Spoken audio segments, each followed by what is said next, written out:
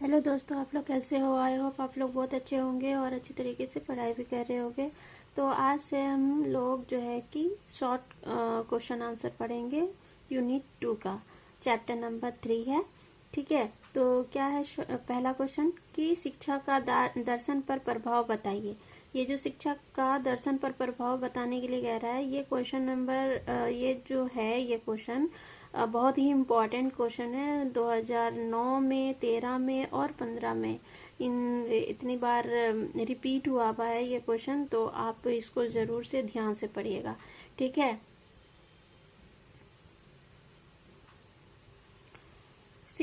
Answer है शिक्षा का दर्शन पर प्रभाव। ये जो हेडिंग लाइन देना है, शिक्षा का दर्शन पर प्रभाव। अच्छा, अभी तक आप लोगों ने मेरे चैनल जेंजी क्लासेस को सब्सक्राइब नहीं किया है तो प्लीज सब्सक्राइब कर लीजिए और बेल आइकन दबा लीजिए ताकि आने वाली ऑल नोटिफिकेशन आपको मिलती रहे। और मेरे जो है कि प्लेलिस्ट पे यूनिट 1 फिलोसफी के जो है कि सारे लॉन्ग क्वेश्चन और शॉर्ट क्वेश्चन हैं, आप उसको भी जा करके देख सकते हैं। और प्रैक्टिकल की यूनिट 1, 2, 3, 4 चारों यूनिट्स की जो है कि और चारों सेमेस्टर की फाइल जो है कि मेरे प्लेलिस्ट पे पड़ी हुई है। आप भी उनको भी जा करके देख सकते हो। अगर आपको प्रैक्टिकल में कोई भी प्रॉब्लम आती है बनाने में तो उसको जाके देख सकते हो। आप उससे देख के बना सकते हो अपने प्रैक्टिकल को। ठीक है, प्रैक्टिकल फाइल बना सकते हैं। चलिए आगे बढ़ते हैं कि शिक्षा का दर्शन पर प्रभाव। तो शिक्षा मनुष्य के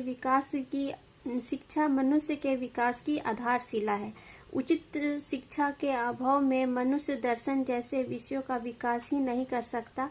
दर्शन के निर्माण एवं विकास दोनों के लिए शिक्षा की आवश्यकता है।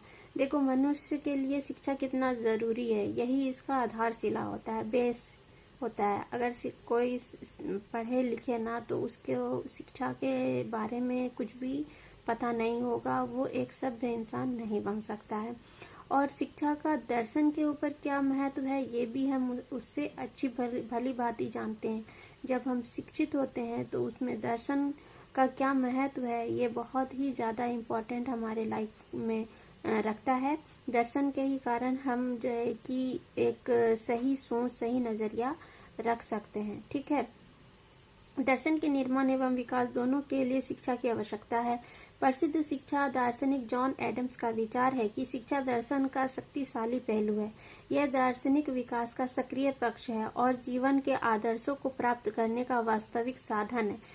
एडम्स जो कहते हैं कि शिक्षा जो है वो दर्शन का शक्तिशाली पहलू है।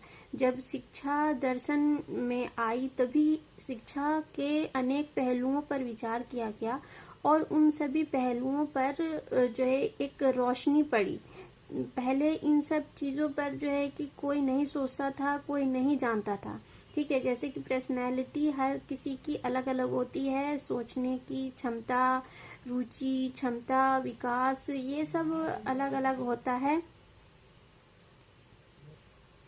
ठीक है, अलग अलग होती है। उसके अकॉर्डिंग इन बच्चे को किस तरह से पढ़ाया जाएगा, टीचर तो जो दार्शनिक हैं, फिलोसफर्स हैं, वो इन चीजों के बारे में बहुत डीप इसके बारे में अध्ययन करें, तब जा करके और बहुत सारी चीजों का पता लगा, तब दर्शन का निर्माण हुआ और उन सब चीजों को उस सब्जेक्ट पे ऐड किया गया ताकि टीचर भी इन चीजों को समझ करके बच्चों को सही तरीके से पढ़ाए, उनके व्यक्तित्व को समझ करके वो किस तरह के हैं। ठीक है, तो जीवन के आदर्शों को प्राप्त करने का वास्तविक साधन दर्शन है। ठीक है, शिक्षा और उसमें दर्शन। शिक्षा में विद्वान तथ्यों की छानबीन करना एवं उनके महत्व की खोज करना दर्शन का कार्य है ना। जो भी चीज तथ्य है जो बहुत इम्पोर्टेंट है उसकी छानबीन करते हैं और उसके बाद फिर उसके जो है कि वास्तविक जो महत्व है उसके बारे में पता लगा करके उसको सबको बताना ताकि सबको इसके बारे में पता चले। ठीक है, उसके बाद है शिक्षा के विभिन्न उद्देश्य को निर्धारित करने में दर्शन की सहायता ली जाती है। दर्शन के द्वारा ही हमें जीवन के मूल्यों का ज्ञान प्राप्त होता है और शिक्षा के द्वारा ही इन मूल्यों की प्राप्ति संभव है। दर्शन के द्वारा ही हम अपने लाइफ में सही रास्ता खोज पाते हैं, देख पाते हैं, समझ पाते हैं। नहीं तो फिर हमें जो है कि इससे अगर ये दर्शन ना होता तो हम कुछ और ही मतलब तरीके से नहीं सोच पाते, उसके अपने लाइफ के हर एक पहलू को हर तरह से सोच नहीं पाते। तो दर्शन हमारे लाइफ में भी बहुत इम्पोर्टेंट रोल अदा करता है। ठीक है, अब है कि शिक्षा के विभिन्न उद्देश्य दर्शन के द्वारा निर्धारित किए जाते हैं, जिससे कि हमारे द्वारा दिए गए सभी शैक्षिक प्रयास सफल हो सके। प्राचीन समय में ही दर्शन का प्रयोग शिक्षा के विभिन्न उद्देश्यों को निर्धारित करने में किया जाता था। शिक्षा के जितने भी उद्देश्य हैं, बच्चों को एक सही सभ्य और सामाजिक मतलब इंसान बनाना, एक अच्छा इंसान बनाना, उसके अंदर उसकी पर्सनालिटी को किस तरह से डेवलप करना, ये सब कुछ एक अच्छे जो है कि विभिन्न उद्देश्यों को शिक्षा में डाल कर करके तब उसके द्वारा ही संभव किया गया है। ठीक है, और प्राचीन समय में जो है कि दर्शन का प्रयोग शिक्षा के विभिन्न उद्देश्यों को, प्राचीन समय में जो है कि दर्शन का प्रयोग जो है कि शिक्षा में जितने भी उद्देश्य निर्धारित किए गए थे कि बच्चों को हमें किस तरह का आगे बढ़ाना है, आगे किस तरह की उसकी शिक्षा होनी चाहिए, ताकि वो आगे चल करके नए समाज में भी जिस जैसे समाज का विकास होता जाए उस तरह से वो उस चीज को एक्सेप्ट करे, उस चीज को सोच सके, समझ सके। ठीक है, कभी कभी ऐसा होता है कि अगर समाज में किसी तरह का कोई परिवर्तन आ रहा होता है तो लोग विरोध करते हैं, लेकिन अगर वही शिक्षित लोग होते हैं तो वो उन चीज को जल्दी समझ जाते हैं। और जो नहीं होते हैं इस तरह के शिक्षित लोग, जो उस तरह से दर्शन के बारे में नहीं पढ़े हैं, उस तरह से सोचते नहीं है, तो उनको उस चीज को एक्सेप्ट करने में बहुत टाइम लगता है। ठीक है, तो जो पढ़े लिखे ज्ञानी लोग हैं, दार्शनिक लोग हैं, वो इस चीज को समझते हैं और उसी चीज को कि बच्चे की शिक्षा में वो अपने शिक्षा को किस तरह से अपने अंदर की गुण को, अपने अंदर के जो है कि पर्सनालिटी को, सोचने की समझने की शक्ति को किस तरह से विकसित कर सकते हैं, ये इसके अंदर होता है। ठीक है, तो अब क्या है कि शिक्षा के विभिन्न उद्देश्य दर्शन के दौरान, हाँ, तो अब जो है कि भारत में भी शिक्षा के उद्देश्यों मतलब धार्मिक एवं आध्यात्मिक विकास को प्राचीन दार्शनिक विचारधारा के अनुसार निर्धारित किया जाता था। आधुनिक समय में शिक्षा के उद्देश्य दर्शन की सहायता से निर्धारित किए जाते थे। जब आधुनिक समय आया तो शिक्षा का जो उद्देश्य था वो दर्शन की सहायता के अनुसार ही निर्धारित किए जाते थे, और इन उद्देश्य निर्धारण के ऊपर राजनीति दर्शन का प्रभाव पड़ा। और जो ये उद्देश्य निर्धारित शिक्षा का जो उद्देश्य निर्धारित किया जा रहा था, तो उसके ऊपर जो है कि राजनीतिक दर्शन का भी प्रभाव पड़ा। यानी कि दर्शन का जो है कि राजनीति के रूप में क्या सोचना है, क्या विचारना है, उसको इसके पर शिक्षा के ऊपर जो दार्शनिक शिक्षा थी उसके ऊपर इसका प्रभाव पड़ा। मतलब शिक्षा का दर्शन के ऊपर जो प्रभाव पड़ा है उसके कारण राजनीति दर्शन के भी ऊपर इस शिक्षा का प्रभाव पड़ा, इस दर्शन का प्रभाव पड़ा। ठीक है, उसके बाद फिर है कि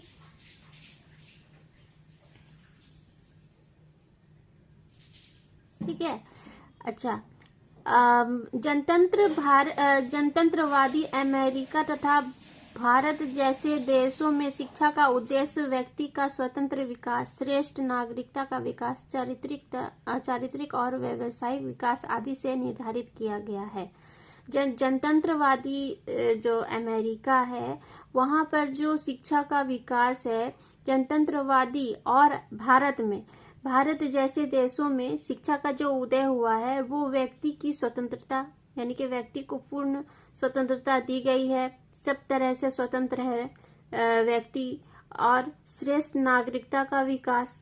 ठीक है, चरित्र और व्यावसायिक विकास आदि का निर्धारण किया गया है। इन सब चीजों में जो है कि देखा गया है दर्शन के रूप से कि स्वतंत्र होना चाहिए इंसान को, उसका जो नागरिकता है वो श्रेष्ठ होना चाहिए, एक अच्छा नागरिक होना चाहिए, और उसके साथ उसके चरित्र का भी अच्छा विकास होना चाहिए, व्यवसाय उसका अच्छा होना चाहिए। इन सब पॉइंट पे जो है कि दर्शन का प्रभाव पड़ा जो जनतंत्रवादी अमेरिका और भारत जैसे देशों में।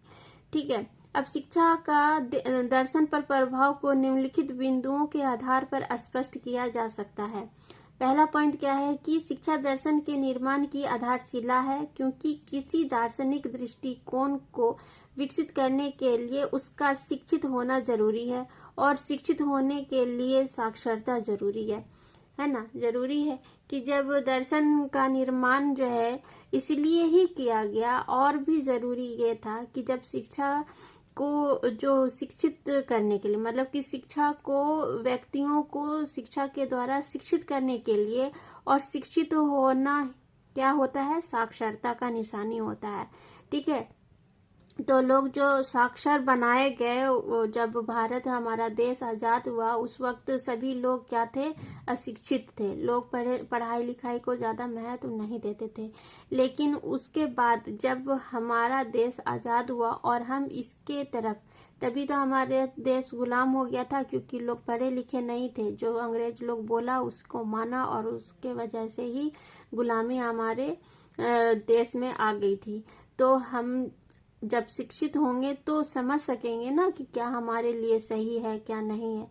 तो इसके लिए हमें साक्षर होना जरूरी था। ठीक है, उसके बाद फिर है कि शिक्षा, पॉइंट नंबर 2 है, शिक्षा दर्शन को जीवित रखती है। शिक्षा जो है, अगर शिक्षा है तो दर्शन है, और दर्शन है तो शिक्षा है। इसी के द्वारा एक दूसरे को जीवित रखा जाता है। ठीक है, अर्थात शिक्षा के द्वारा दर्शन में समय, परिस्थिति तथा आवश्यकता अनुसार नित्य नवीनता बनी रहती है, तथा प्राचीन दृष्टिकोण का हस्तांतरण भी। और दर्शन के द्वारा ही शिक्षा में जो है कि हमेशा नए नए जो है कि बातों को जो पाठ्यक्रम है उनको जो है कि उसमें ऐड किया जाता है, ताकि बच्चे और शिक्षा और शिक्षित लोग उसको समझें, पढ़ें और जानें कि देश में और क्या नया होगा। ठीक है, और किस तरह से नवीन सोच पैदा होगी, हर तरह से दृष्टिकोण किस तरह से बदल सकता है। ठीक है, ये सब चीज। उसके बाद पॉइंट नंबर 3 है कि शिक्षा दार्शनिक सिद्धांतों को मूर्त रूप देती है, क्योंकि शिक्षा एक ऐसी प्रक्रिया है जिसके द्वारा हम दार्शनिक उद्देश्यों को प्राप्त करते हैं। ठीक है, शिक्षा जो है कि हमारे दार्शनिक सिद्धांत हैं, जो अगर हम हर किसी का एक सिद्धांत होता है, उसी तरह शिक्षा का भी दार्शनिक सिद्धांत है कि जो शिक्षा के तरह से देख रहा है, लोग जो पढ़े लिखे लोग हैं वो क्या करेंगे, किसी भी एक चीज को मतलब शिक्षा के अकॉर्डिंग देखेंगे, मतलब अपने सोच समझ करके आगे पीछे सब कुछ देख समझ करके ही जो है कि किसी भी चीज का डिसीजन लेंगे। और जो नहीं है तो वो क्या करते हैं, वो परिस्थिति के अनुसार अपना डिसीजन लेते हैं। तो इस हिसाब से जो है कि शिक्षा जो है कि दार्शनिक सिद्धांतों को मूर्त रूप देती है, और क्योंकि शिक्षा एक ऐसी प्रक्रिया है जिसके द्वारा हम दार्शनिक उद्देश्यों को प्राप्त कर सकते हैं, और इसके द्वारा जो हमारे दार्शनिक उद्देश्य हैं, क्या नवीनता आएगी हमारे और आगे चल करके शिक्षा में, उसको भी देखने और समझने और एक्सेप्ट करने का भी ये सोच समझ हमें दर्शन के द्वारा, शिक्षित दर्शन के द्वारा आता है। ठीक है, तो चलो अब पॉइंट नंबर 4 है कि शिक्षा दर्शन को नई समस्याओं से परिचित कराती है। भारत सरकार के पूर्व शिक्षा मंत्री अपने शिक्षा शास्त्रियों से यह अपेक्षा करते थे कि वे राष्ट्र एवं समाज की समस्याओं का दार्शनिक हल ढूंढेंगे। देखो, शिक्षा जो है कि नई समस्या जो आई तो उससे भी परिचित कराता है दर्शन। शिक्षा दर्शन जो है कि जो नई समस्या आती है शिक्षा में या देश में, तो उससे भी परिचित कराता है। भारत सरकार के पूर्व शिक्षा मंत्री अपने शिक्षा शास्त्रियों से यह अपेक्षा करते थे, भारत सरकार के जो पूर्व शिक्षा मंत्री थे वो शिक्षा शास्त्रियों से इस तरह का मतलब अनुमान रखते थे, उनसे ये एक्सपेक्टेशन रखते थे कि राष्ट्र एवं समाज की समस्याओं का दार्शनिक हल हम ढूंढ सकते हैं। जो हमारे राष्ट्र का और समाज का जो समस्या है, जो हमारे देश में जो भी समस्याएं चल रही है, हमेशा कुछ ना कुछ समस्या आता रहता है, तो इसको किस तरह से हल कर सकते हैं, हम दार्शनिक सोच के द्वारा हल कर सकते हैं। ठीक है, तो इससे दार्शनिक हल ढूंढा जा सकता है, ये समझते थे भारत सरकार के पूर्व शिक्षा मंत्री लोग जो थे। ठीक है, पॉइंट नंबर 5 है कि शिक्षा दर्शन को गतिशीलता प्रदान करती है। शिक्षा के अभाव में दर्शन का विकास संभव नहीं है। अगर दर्शन नहीं होगा तो शिक्षा का भी विकास गतिशील नहीं होगा, वहीं पर रुका रहेगा जहां पर पहले था। ठीक है, नए नए चीजों को हम नहीं देख पाएंगे, नया सोच डेवलप नहीं कर पाएंगे, नई परिस्थिति जो आएगी उस पर हम किस तरह से अपने आप को उस चीज को उस परिस्थिति में एडजस्ट कर सकते हैं, उस परिस्थिति का हम निवारण किस तरह से ढूंढ सकते हैं, ये सब चीज हम नहीं इन सब समस्याओं का निवारण नहीं ढूंढ पाएंगे। तो शिक्षा में अगर दर्शन है तो हम ये दार्शनिक शिक्षा जो है हमारी शिक्षा में गति प्रदान करती है और हम आगे के आने वाले जो समय के लिए प्रिपेयर हो जाते हैं और उसको अच्छे से भली भांति समझ सकते हैं और उसके अकॉर्डिंग भी अपना काम कर सकते हैं। ठीक है, चाहे जिस तरह की भी समस्या आई तो उस चीज को हम सोचने और समझने की शक्ति शिक्षा हमारे अंदर होगी। किसके द्वारा? शिक्षा दर्शन के द्वारा। तो दर्शन में हमारा बहुत इम्पोर्टेंट रोल होता है, दर्शन के द्वारा ही हम हर एक चीज को अच्छी तरह से सोच समझ सकते हैं। और अगर जब शिक्षा में दर्शन का यूज होने लगा तभी हम नए नए पाठ्यक्रम का भी उसमें पाठ्यक्रमों के द्वारा भी हम पढ़ सकते हैं कि व्यक्ति का व्यक्तित्व किस तरह का होता है, पर्सनैलिटी किस तरह की होती है, अलग अलग तरह के लोग होते हैं और उन सब को देखना समझना, उसके द्वारा उसके अकॉर्डिंग बच्चों को पढ़ाना लिखाना, है ना, उसके अकॉर्डिंग सिलेबस तैयार करना, ये सब चीज भी शिक्षा दर्शन के अंतर्गत हुआ। फिर राष्ट्र में शिक्षा का निर्माण हुआ, राजनीतिक तौर पर भी दर्शन जो है कि उस चीज को महत्व प्रदान किया। तो इस तरह से जो है कि शिक्षा का दर्शन पर यही बहुत प्रभाव है। इसको आप आई होप बहुत अच्छी तरीके से समझ गए होंगे। बहुत अच्छा क्वेश्चन है, अच्छे से पढ़िए ताकि अच्छे से समझ में आए। और चलिए आगे कल हम फिर क्वेश्चन नंबर 2 पढ़ते हैं। और एग्जाम्स तो हो रहे हैं, अच्छे से एग्जाम दीजिए, एग्जाम के लिए बेस्ट ऑफ लक सबको। और आगे और जो क्वेश्चन नंबर 2 पढ़ेंगे वो कल हम पढ़ेंगे। अभी के लिए इतना ही, टेक केयर, बाय बाय। और अभी तक आप लोगों ने मेरे जेंजी क्लासेस को सब्सक्राइब नहीं किया है तो प्लीज़ सब्सक्राइब कीजिए और बेल आइकन दबा लीजिए ताकि आने वाली ऑल नोटिफिकेशन आपको मिलती रहे। चलिए टेक केयर, बाय बाय।